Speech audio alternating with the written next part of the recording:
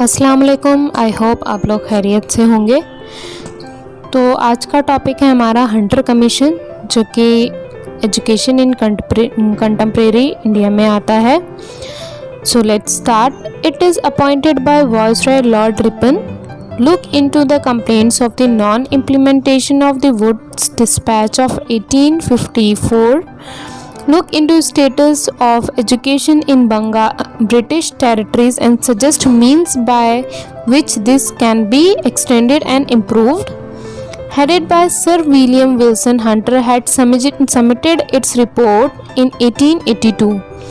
तो ये तो थोड़ा सा इंट्रोडक्शन किस तरीके से हंटर कमीशन को स्टार्ट किया गया। अब हंटर कमीशन के अंदर जो है क्या क्या रिकमेंडेशंस थी, क्या क्या सिफारिशें थी, हम उसके बारे में पढ़ेंगे। पहला था हमारा इनकरेज प्राइमरी एजुकेशन। तो इसमें क्या था, let's see.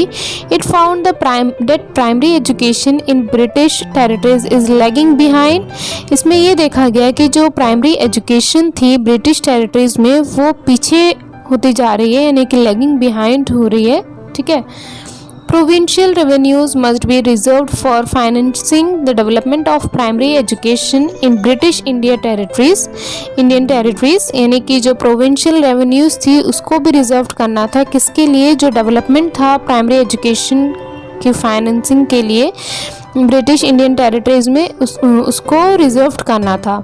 The elementary schools should be handed over to the managements of municipal councils and district boards and other bodies subject to inspection and supervision by the government.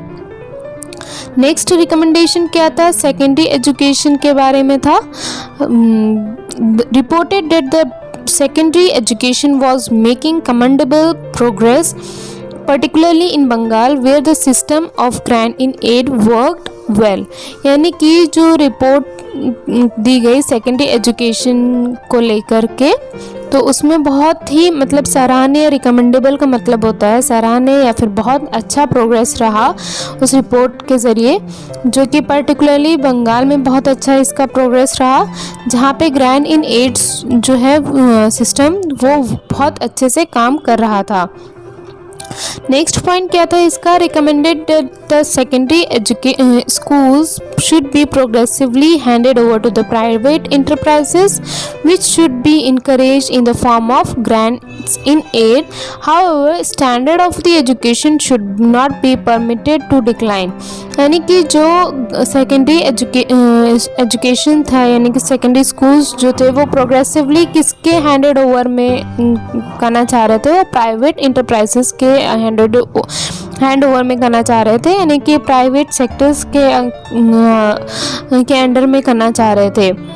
Next था grant in aid for indigenous school. Indigenous school का मतलब होता है स्वदेशी। ठीक है। Recommended grants in aid for the indigenous schools on the basis of payments by results। किस base पे था? payments by results के बेस पे था। grant in aid schools, the aided schools should charge lower rates of fees than those charged by similar government aimed institutions, and these schools should be allowed to employ more Indian graduates trained in European universities. यानी कि जो added schools थे वो lower rates के तौर पे fees charge करते थे, यानी कि by similar government aided institutions, यानी कि जो गवर्नमेंट का इंस्टीट्यूशन होता है, यानी कि गवर्नमेंट स्कूल होते हैं उसी के तरीके से। And these school should be allowed to employ more Indian graduates. और ये स्कूल्स जो हैं वो क्या अलाउ करते थे? ज़्यादा एम्प्लॉय अलाउ करते थे, इंडियन ग्रेजुएट्स को अलाउ करते थे जो कि ट्रेंड होते थे यूरोपियन यूनिवर्सिटीज़ से। नेक्स्ट पॉइंट क्या था? Emphasise on moral and physical education. Moral और फिज़िकल एजुकेशन पे भी उनका एम्फेसाइज करना था, यानी कि दबाव डालना था। Emphasize that although there has to be exclusion of the religious education, there should be some sort of arrangement to give sense of right and wrong to students।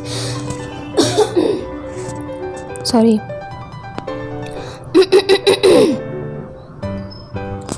इसका मकसद ये था कि स्टूडेंट्स को सही और गलत का सेंस दे सकें, यानी कि सही क्या है गलत क्या है इसकी नॉलेज दे सकें कि आप क्या सही कर रहे हैं क्या गलत कर रहे हैं, तो यानी कि मोरल वैल्यूज़ दे सकें उनको।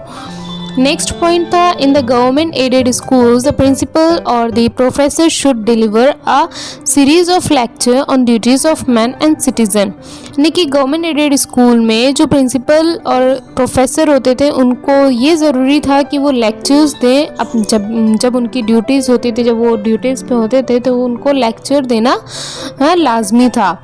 A commission also gives some weightage to physical education in its recommendation, यानी कि कमीशन ने फिज़िकल एजुकेशन को भी वेटेज दिया अपने रिकमेंडेशन के अंदर, यानी सिफारिश के अंदर।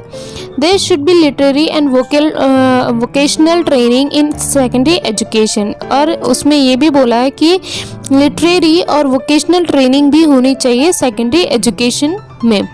The Commission brought out inadequate facilities available for the female education in the country. Special attention should be paid towards development of education among Muslim, यानी कि एक स्पेशल अटेंशन होना चाहिए किसके तरफ, मुस्लिम एजुकेशन की तरफ, यानी कि जो डेवलपमेंट है एजुकेशन का मुस्लिम्स में भी होना चाहिए। नेक्स्ट क्या पढ़ेंगे हम, सिग्निफिकेंस ऑफ हंटर कमीशन, यानी कि महत्व के बारे में पढ़ेंगे कि क्या महत्व होता है हंटर कमीशन का। Most of its recommendations were accepted by the government by the British government which resulted in the devolution of elementary education, यानी कि ज़्यादातर जो सिफारिशें थी वो ब्रिटिश गवर्नमेंट के ज़रिए एक्सेप्ट की गई, जिसका रिज़ल्ट जो था वो डेवोल्यूशन ऑफ एलिमेंट्री एजुकेशन के तौर पे सामने आया, एक डेवोल्यूशन के तौर पे आया। This significantly reduced the British element in elementary education. In 1882 the Punjab university was established which lessened the burden over Calcutta University. Between 1882 to 1901 the number of students enrolled in primary and secondary schools increased substantially, यानी कि जो significantly यानी काफ़ी हद तक British element जो है वो रिड्यूस्ड किया गया एलिमेंट्री एजुकेशन के अंदर। और 1882 से 1901 तक जो नंबर थे स्टूडेंट्स जो वो इंट्रोल्ड हुए किस में, प्राइमरी और सेकेंडरी स्कूल्स में, और ये काफ़ी हद तक बढ़ता चला गया। तो ये था हंटर कमीशन के बारे में। आई होप आप लोगों को समझ में आया हो। Thank you.